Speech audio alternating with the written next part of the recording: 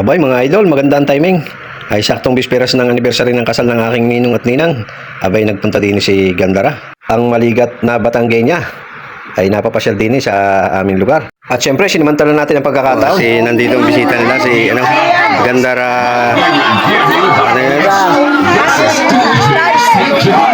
Si Gandara, mga idol, oh. At syempre, sinamantala nga natin ang pagkakataon. Nagpa-picture na tayo at nagpa-shoutout. At napakabait naman niya at talagang game na game siya at nakakatuwa. Ay madalas ko rin napapanood nga ang kanyang mga vlog at ako'y talagang natutuwa sa taong ito. At kasama niya yung si Kuting. Ay yung kanyang alalay, si Kuting, yung kanyang kasama lagi. Hi! Shoutout man, Tito Amar. Tito Amar TV. Tito Amar. Hello po, ayan, supporta po natin sa Amar TV. Supporta po. Patay maligat na Batanggenya. Salamat. Wait lang, hindi na po ako kita. Yan. At dahil nga garnay sa aming barangay at sa aming lugar ay talagang bisperas pa lang ay nagpapandali na. Ayan, siyempre ikang nagkakasayahan. Sayawan ng konti at yung kinabukasan pa ang gaganaping handaan at ang talagang main event. Nakakatuwa din nga naman pagkagarnay at talagang lalo na pagka ikaw ay matagal na hindi nakakauwi sa iyong lugar. Ay medyo namimiss mo yung mga gatong kasiyahan.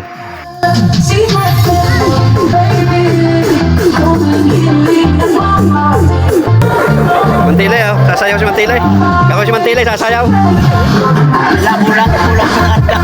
At yan nga, bumanat na itong jowa ng aking pamangkin. At tapos yung asawa naman ng aking pisan.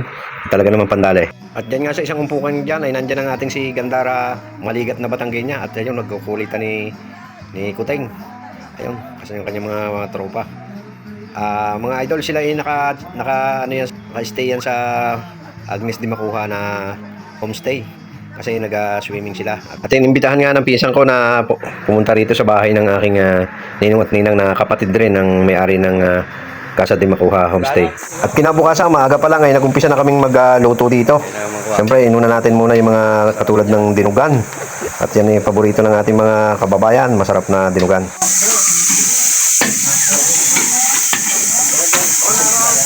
At ang aking pinsan, siyang talagang chef dito, siyang magaling magluto. Kahit siyang handaan dito sa amin, halos siyang tinatawag at napakahusay at napakasarap magluto niyan. Kaya kadalasan siya ang nagiging maestro kusinero.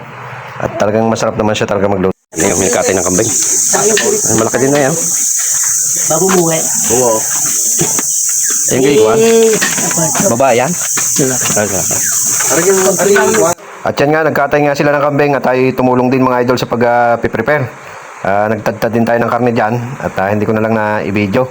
Gawa nang wala namang magbibideo sa akin. Oh, naplatan. Mabuhay pa kaya ray, i-plat na yan. Yung ba? Inaabot ng plat sa highway. Inaabot ng plat sa highway. Oh. Magaling na daan din sa vulcanizing. At pangkaraniwan ang ginagawa ito sa amin, yung binobombahan muna para yung lumobo yung balat ng kambing at para pagka kinalusan mas madali at pag binanlian ng mainit na tubig mas madali siyang tanggalan ng balahibo. So ganyan ang the best na paraan mga lodi. Kaya yan, hinahanginan muna. Siyempre bubutasan sa isang parte. Yan nga, yung doon sa may bandang paa, may bandang binti at tapos hinanginan. Sa ibang lugar sinusuplete o sinasalaban ng dahon ng niyog ang katawan. Dito sa amin ganun ang ginagawa, kinakalos. At yan nga, nag-umpisa na silang kalusan. O diba, napaka-easy niyang kalusan kasi nga yung makaalsa yung kanyang balat at naka-lobo kumbaga. Kaya madali lang at easy lang kalusan. Madali siyang pag binuhusan ng mainit na tubig. Ayun, ganyan mo lang ng kutsara. Kutsara lang ang ginagamit nila mga idol para matanggal ang balahibo. Si Kuan, doon sa nagbablog ay pisan. Sirulan pa naman ako kuskus bililikan. Bilis magkuskus ng roller out. Tama ba? Lalong bibilisan yan. Lalong bibilisan. Ang pinupuro. Aray may ulaw. Aray may ulong aray ang walang kuan yan. Yan, tutaan mo na yung kuan. Yan. Kahirap din dinadanas ng kambing ano. Papakain ng papakain na alagang alaga. At pagka yung pinatay na may bubusan pang mainit na tubig. Para din tao. Yung tao. Dahil pag kinikremay. At yan nga, halos konti na lang at matatapos ng kalusan at tanggalan ng balahibo. At ang susunod yan, siyempre, babalatan. Tatanggalan naman ng balat. Ay, si kami ito ko, ano tawag? Sampay ni. Bayaw sampay na. Number 5. Tuwa.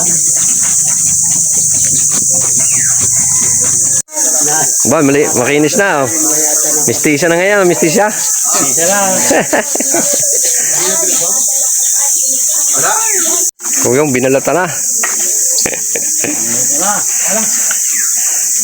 Nilaplap na po ang balat. Ako, ako'y nakabahagi na. Hindi na ako maka-attend ng handaan niya. Ay, kita nyo ba ang laki ng hita na yan mga idol? Ay talagang aking niyang sinubukang itakas. Ay naku, nakakahiya naman kaya ibinalik ko ulit. Marami nakakakita. Ay kasarap ng ulo na rin. Ay kaya nilinis ni Pinsan at sasampalukan daw yan. Nagayat na namin ng kwan. Ang gagawin tsampay na eh. Oh. Dahil aking kwan. Ibablog ko. Ayan oh. Oh, damay. Ang bomba ngayon, ano? Palagay ko marami-ramiring kwan. Oo. Arnold, magkano ngayon? Ang bomba? Legit mata. 3,000 na. Samantala ng 1,000 lang mo. Dini sa Batangas ay nagiinuman. Ay talagang mga tulutan. At kinagabihan nga, ayan na, nag-umpisa muna mag-inuman. At bago magsayaway talagang nakarami din ng barikin. Eh din sa aming mga idol, talagang usong-usong ka rin eh. Marami talagang nagbabarik. Pagka ganitong may okasyon, hindi may iwasan. Hindi sa pagmamalaki, talaga naman. Buyang-buya kaya. Ayan, ang ninang, kaya may handa din na anniversary na yan. Pag nakita yan na yung kumpare. Kasal nila ay medyo masama ang panahon. Kaya po mga hindi nakarating ang ilan sa mga kamag-anak. Kaya daw, ito daw po ang extension. Ito yung 51 years na kasal nila. Ano po? Dito lang po ang hihingan po ng mensahe. Ano po kaya ang inyong mensahe para sa inyong minamahal? Ano po ang inyong gusto sabihin? Ano po? Dahil sabi niya, hindi naman po lahat ng mga mag-asawa ay nakakarating sa ganitong edad. So napakaswerte po nilang mag-asawa. Ano po kaya maaari niyo sabihin sa inyong sweetheart? Ang masasabi ko ay ginampanan ng asawa ko ang kanyang tungkulin sa aming mga anak habang ako'y nasa ibang dagat. Nagabayan niya ng wasto ang aking pamilya, pati aking mga apo. At yun ang pinagpapasalamat ko sa Diyos at lahat ng aking anak na patapos ko. Kahit kami wala pinag-aralan, iginabay ko at ang sabi ko sa aking sarili, yung kaya nila kakayanin ko rin. Kahit sila nakatapos ng mga high school, ako'y undergraduate lang, ay kinaya ko. Oh, ako'y nagtagumpay din sa aking nangyari. Yun lang po. Maraming salamat. Ano naman po mensahe niyo mismo sa kanya? Ano po? Mensahe ninyo? Ano gusto niyo sabihin mismo sa kanya? 100%. May nanliligaw nga sa akin, di ko tanong. Oh. Sa 1,000 siguro siman, ako lang nag-iisa. Hindi ako nangangaliwa. Baka kasama ko dyan! Yung iba, marami ako nakakukunan. Mga namin paligaw. Oh. Hindi lang. Lahat na lahat kita.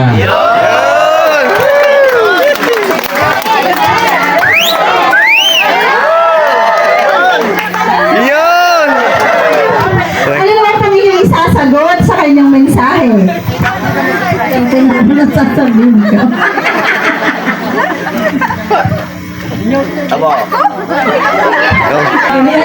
Uy, nagsusulyapan sila. Nagpapasalamat ako sa Diyos. Una, tapos sa aking mga sa buhay. Bagaman akong ako'y talaga ito alam naman niyo. Sumunod ako sa magulang pagkasal sa asawa ko.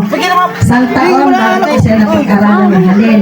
Pero nung siya minahal ko, ay talagang lubos na lubos. At yung puso kong tinanggap sa buhay ko. Awa naman ng Diyos, ito ako, siguro kita naman ninyo. Wala akong problema, hindi babaero. Pero nag-iinom. Yun lang, at salamat sa aking mga anak. Kahit ito lang dalawang nandito, wala yung panganay ko. Pero masaya na ako. Salamat. At saka isa pa, salamat sa inyo at kayo nakarating. Para kami ikinasal din ngayon. Yun ang aking nararamdaman. Nung kami kinasal. Salamat sa inyo lahat mga mag-anak ko. Salamat. Yes! Yes!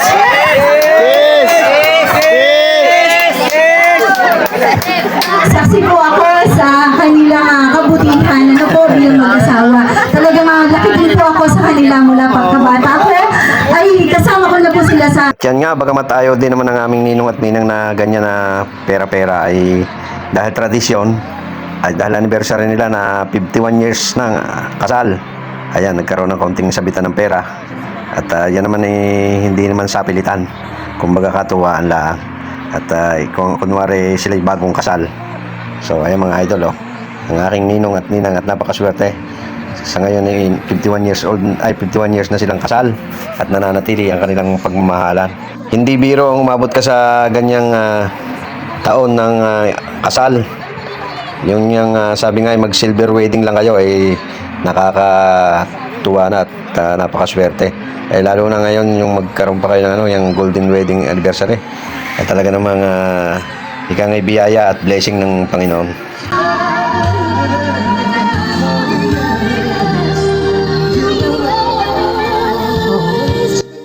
Nakaka-inspired mga idol. At ang inyong abang lingkod ay nagdarasal din na sana abutin din kami mag-asawa ng ganyang tagal ng pagsasama.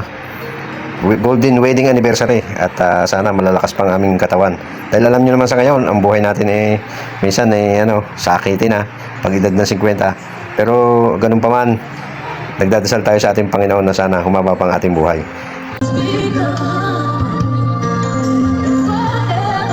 Kasi nga yung magulang ko hindi na rin nila inabot ang 50 years na kasal at umabot lang siguro sila ng 49 years at namatay na din ang father ko, nauna na siyang nawala. Kaya talagang napakaswerte ng mga sa panahon ngayon na abutin niyo pa yung golden wedding anniversary ninyong mag-asawa. At kadalasan nga ang hindi man nawawala ay sumakabilang bahay. Hindi man sumakabilang buhay ay sumakabilang bahay. Yun ang masama. Yun ang malupit na katotohanan mga idol.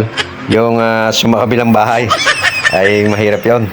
Kaya hindi natin gagayahin yan. Salamat po. Salamat sa pagmamahal. Marami mang pagsubok ang dumadaan sa ating buhay. Siyempre kailangan din nating malagpasan at ika nga kailangan din nating samahan lang siguro natin ang pananalalig sa ating Panginoon.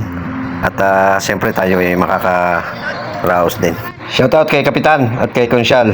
Ayan, nandiyan sila sa gilid at nagmamasid-masid. Salamat sa aming butihing barangay captain at saka yung mga konsyal.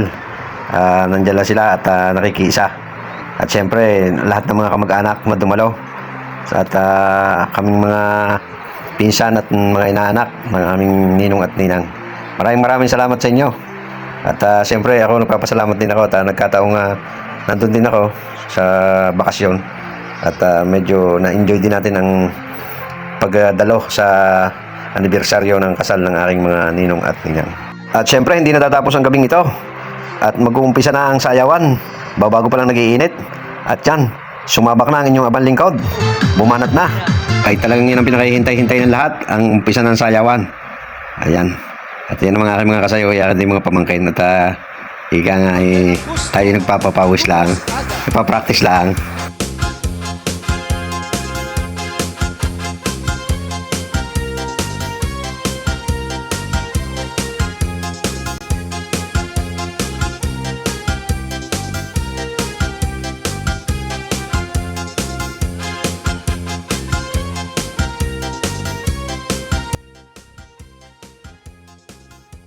banat. Ayan yung sabi nga sa amin, ipandagis-dis na. Talagang tagaktak ang pawis mga idol. Kahit na medyo gabi na ay pero papawisan ka talaga. Nga-cha-cha Pag nakunganin na mo musura Lupig ko ang artista Bisan diin nga Hala bira, hanggat kaya pa ng tuhod. Sabi nga ng matatanda sa amin eh. Yan ang ika nga pagka ikaw ang tuhor mo ay magana ay siya. Hindi ka na baile. Una sa'yo cha-cha Naisipation pang aplasa So mga idol, palambing naman po. Abay, baka pwede namang pa-subscribe at pa-pindot na rin ang notification bell para sa aking subscriber at para dumami naman ang aking, madagdagan man lang ang aking subscriber. So paki-subscribe po mga idol.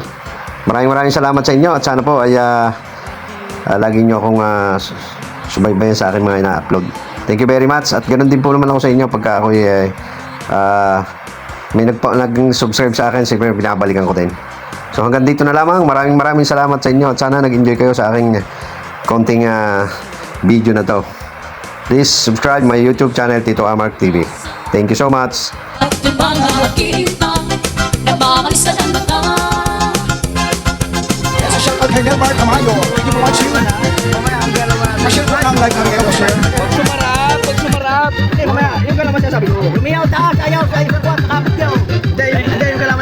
Muli, maraming salamat po mga idol at pa-subscribe po naman ng aking channel, Tito Amark TV. Thank you.